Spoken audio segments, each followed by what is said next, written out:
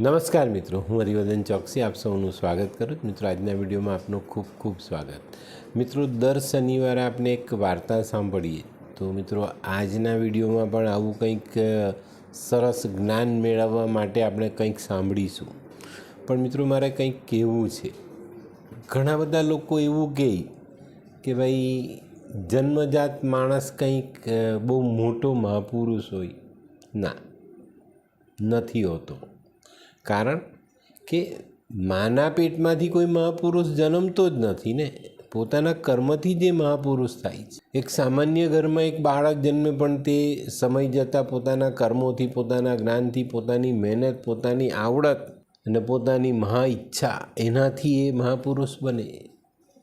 એમને તો કોઈ મહાપુરુષ બનતો જ નથી ને. આપણે ઘણા બધા એવું વિચારીએ કે ભાઈ આવા સારા ઘરમાં કોઈ માણસ પેદા થાય તો એ પાછો મહાપુરુષ નથી બનવાનો, શક્ય જ નથી આ વસ્તુની. તો આ બધું આપણે જાતે કેમ ન સમજીએ? જ્યારે આપણે કોઈક સિદ્ધિ મેળવવી છે તો એની પર જ્ઞાન મેળવવું પડે, મહેનત કરવી પડે, એને લાયક કર્મો કરવા પડે, તો ભગવાન એ સિદ્ધિ આપણને ત્યાં સુધી પહોંચાડે, જેનાથી આપણે કંઈક સારો ફાયદો અવશ્ય મળે.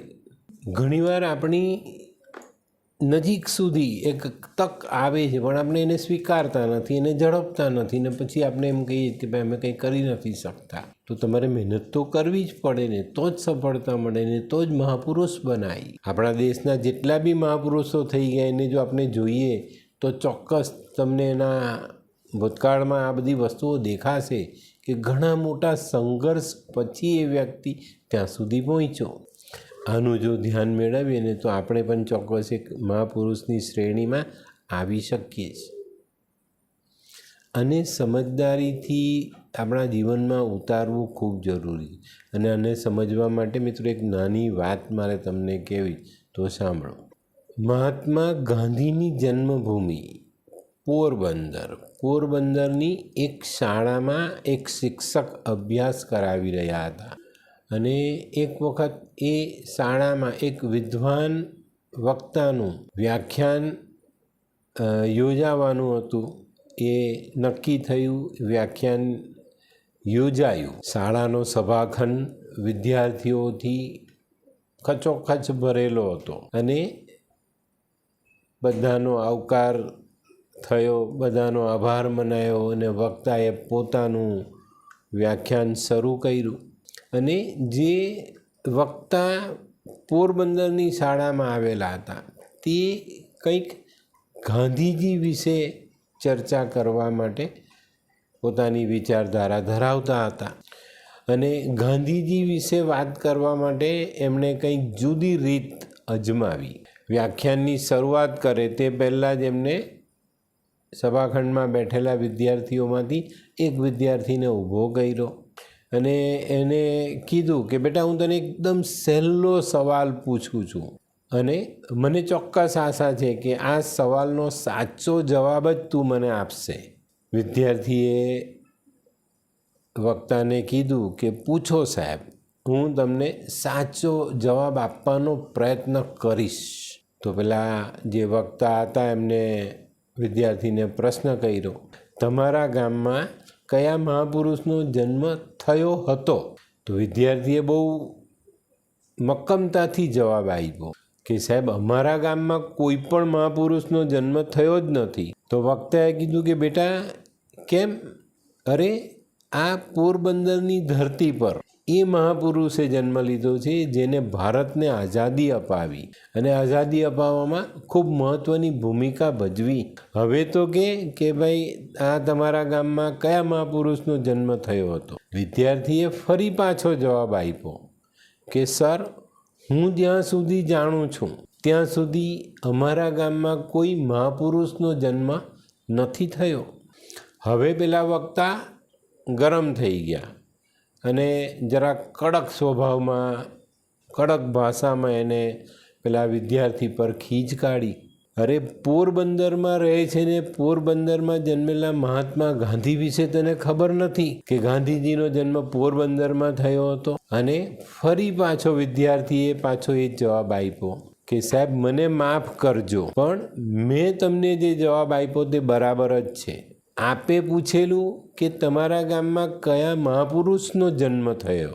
સર, આ ગામમાં તો એક બાળકનો, ફક્ત એક બાળકનો જ જન્મ થયેલો ને. મેં એવું કંઈ સાંભળ્યું જ નથી કે આ ગામમાં કોઈ મહાપુરુષનો જન્મ થયો હોય. કારણ કે તમે જેને મહાત્મા ગાંધી છો એ જન્મ્યા ત્યારે બાળક જ હતા ને. પછીથી એ પોતાના કર્મોથી મહાપુરુષ બન્યા. જન્મા તો બાળકના રૂપે જ, તો મહાપુરુષ જન્મતો નથી. મહાપુરુષ પોતાના કર્મોથી, પોતાના કાર્યથી, પોતાની મહેનતથી, પોતાની આગવી સૂઝનો ઉપયોગ કરીને બને છે. આ જગતના તમામ મહાનુભાવો જન્મ વખતે બાળક હતા, બીજા બાળકો જેવા સામાન્ય બાળકો, પણ તેઓ પોતાના કાર્યથી, પોતાના કર્મથી મહાપુરુષ બન્યા. તો મિત્રો, આપણા બધામાં પણ મહાપુરુષ બનવાની ક્ષમતા છુપાયેલી છે. માત્ર યોગ્ય કાર્ય અને યોગ્ય કર્મ દ્વારા સમયસર જો આ બે વસ્તુનો ઉપયોગ કરીશું તો આપણે આપણામાં રહેલી જે મહાપુરુષ બનવાની ક્ષમતા એને બહાર લાવી શકીશું અને ચોક્કસ મહાપુરુષ બની શકીશું. તો માનવ જન્મથી કોઈ પણ ગુણધર્મ લઈને પેદા નથી થતો. એને પોતાના અભ્યાસ, પોતાના કર્મ, મા બાપ તરફથી મળતા સંસ્કાર, કયા સમાજમાં એનો ઉછેર થાય, આ બધી બાબતો એના જીવનમાં મહત્ત્વની થઈ જાય છે. આપણા ગુજરાતના મધુમતી મહેતા, એમણે બે લાઈન લખી છે, ખૂબ સરસ લખી છે. કુમકુમ અક્ષતે બધા વધાવજો હવે, જે ભાગ્ય ફેરવી શકે એ સવાર છું. મિત્રો, દરેક સવાર તમારું ભાગ્ય લઈને આવે છે. બસ તમારે કુમકુમ અક્ષતથી એને વધાવવાની છે. પણ આજના કલ્ચરની સવાર 11:30-12 વાગે પડે છે ભાઈ. તો એ લોકોમાં મહાપુરુષ બનવાની જે ક્ષમતા છે એ સવારના 6 કલાક તો એમ જ વીતી જાય છે. બપોર પછી માંડ ધીમે ધીમે ઘરની બહાર નીકળાય છે. તો આ ક્ષમતા બતાવવાનો સમય આથમી જાય છે, સૂર્ય આથમી જાય છે, અને પછી જે ખોટા આચરણો થાય છે, આજનું જે કલ્ચર છે એ તમને ખોટા આચરણમાં લઈ જાય છે અને એ તમે કરો છો.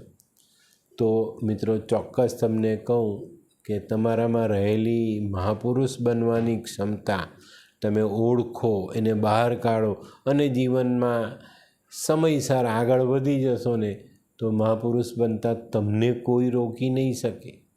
અને શરૂઆતમાં આપણે જાણ્યું એમ, કોઈ પણ બાળક મહાપુરુષ તરીકે જન્મતો જ નથી. સમય, જ્ઞાન, સંસ્કાર, વિદ્યાર્જન, પોતાના સારા કર્મ, આ જ ભાવનાઓ તમને મહાપુરુષ બનાવી શકે છે. તો આને મનમાં જોડો, મહેનત કરો, ખૂબ ખૂબ પ્રયત્ન કરો. પોતાના ઘરથી શરૂઆત કરો, પોતાના મોહલ્લાથી શરૂઆત કરો અને ગામ, સમાજ સુધી પહોંચી, દુનિયા સુધી પહોંચીને સરસ એવા કર્મ જોડો જેનાથી તમે પોતે પણ એક મહાપુરુષ બની શકો. મિત્રો, માનવે મર્યા પછી જીવવું હોય ને તો આ જ કામ કરવું પડે. મિત્રો, ગાંધીજી આપણી વચ્ચે નથી, બરાબર. આપણે આઝાદ થયા ને પછી ગાંધીજી ચાલી ગયા આપણે છોડીને, ચોક્કસ. પણ આજે પણ જીવે છે ને, આજે પણ આપણે એને યાદ કરીએ છીએ. આવા દ્રષ્ટાંતોમાં એમનું નામ લેવાય છે. દુનિયામાં ઠેર ઠેર એમની મૂર્તિઓ છે, એમના સિદ્ધાંતો આજે બી જીવે છે.